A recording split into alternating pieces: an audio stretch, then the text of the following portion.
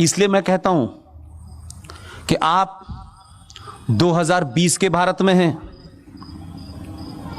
किसी से डरिए वरिए मत। कोई एक आध चुनाव हार वार जाए उससे अपने दिल को छोटा मत कीजिए, छोटा मत कीजिए अपने दिल को। लेकिन ये जो लोग नारा लगाते हैं ना, मोदी है तो मुमकिन है, उसके बाद क्या होगा? इसलिए मैं कह रहा हूं, ये जो मैंने कहा, अगर देश में, दुनिया में आपको व्यक्ति और राष्ट्र के बीच में अगर कुछ चुनना है तो राष्ट्र को चुनिए। व्यक्ति आएंगे जाएंगे, अगर आपके अंदर पुरुषार्थ जागृत हो जाएगा, आपके अंदर अपनी सभ्यता के प्रति, अपनी संस्कृति के प्रति सम्मान पैदा हो जाएगा, तो कई करोड़ मोदी पैदा हो जाएंगे, कई करोड़ अमित शाह पैदा हो जाएंगे। इसलिए हार जीत जीवन का एक सिलसिला है। हार जीत के बाद सिलसिला रुकना नहीं चाहिए, इसलिए वो रोकेगा नहीं। कुछ लोग शाहीन बाग पे इसलिए नहीं बैठे हैं कि CAA की फुल फॉर्म इन्हें समझ में नहीं आ रही, उनकी ज्यादा समझ में आ गई है। सिर्फ गलती उन्होंने कर दी है कि गलत वक्त पे किया है। उनको समझ में नहीं आ रहा कि दिल्ली में नेहरू जी नहीं है। अब ये संकट इसलिए है, ये चिंता इसलिए है, उनको परेशानी इस बात के लिए है कि बना तो ये 2014 में है, लेकिन हिसाब इसने 1947 से शुरू किया है।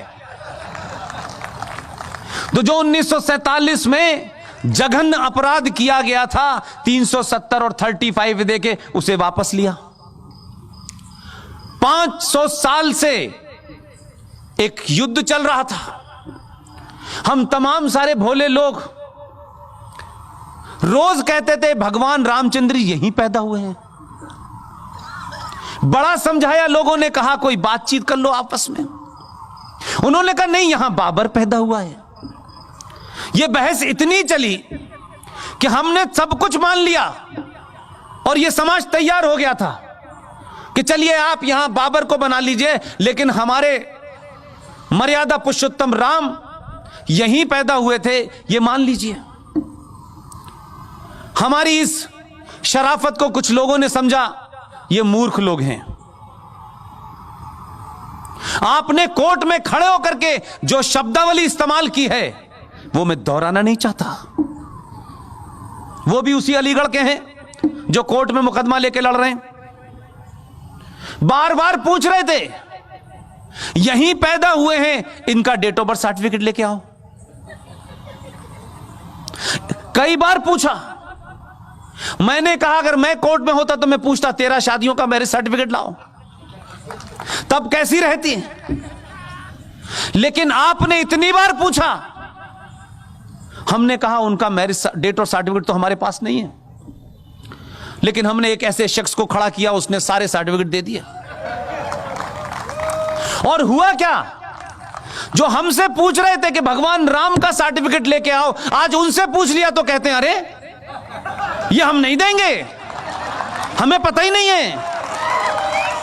तो संकट यह है कि आपने सवाल पूछना शुरू कर दिया है। 1000 साल से आप जवाब दे रहे थे,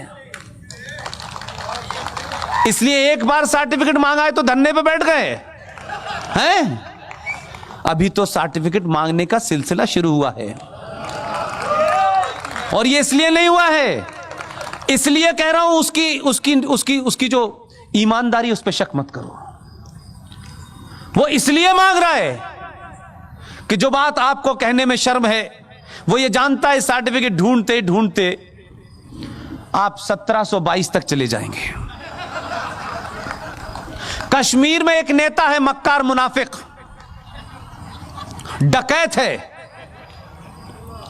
उसने अपने सर्टिफिकेट खोजे, जाति गुप्तगू में कहता है 1722 में मुझे पता चला मेरे पूर्वज राघोराम कौल थे। यह सर्टिफिकेट मांगने का सिलसिला बहुत पहले से होगा, ध्यान रखिएगा। और सब पता करेंगे कि किस किस से बदले थे, कब कब बदले थे।